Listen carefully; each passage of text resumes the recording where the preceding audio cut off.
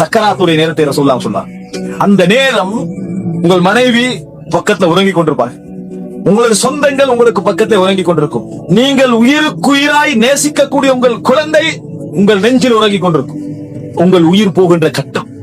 அந்த நேரத்தில் அன்புள்ள சகோதரர்களை உயிர் போறது விளங்கும். உயிர் சக்கராத்து இருக்குதே, என்ன தெரியுமா?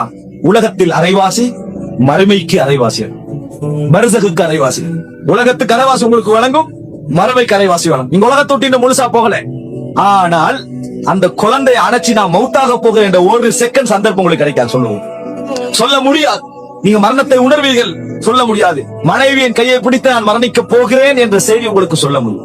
அவர்கள் பார்த்தால் கஞ்சாடை தான் ஒரு வகையில் உங்களுக்கு என்ன செய்யலாம், காட்டலாமே தவிர வேற எந்த அசைவும் உங்களுக்கு இருக்காது.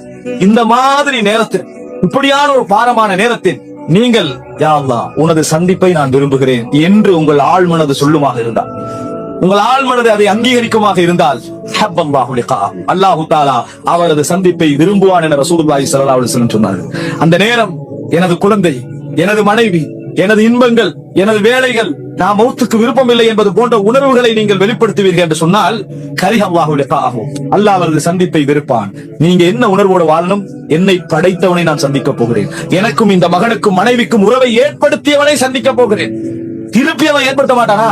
ஏற்படுத்துவான். அவன் தான் எனக்கு காஹிர், என்னை அடக்கி ஆளக்கூடியவன் என்கின்ற எண்ணம் நமக்கு வருமாக இருந்தால், அஹப்பல்லாஹு லிகாஹு, அல்லாஹு தஆலா அவரது சந்திப்பை விரும்புவான் என சொன்னார்.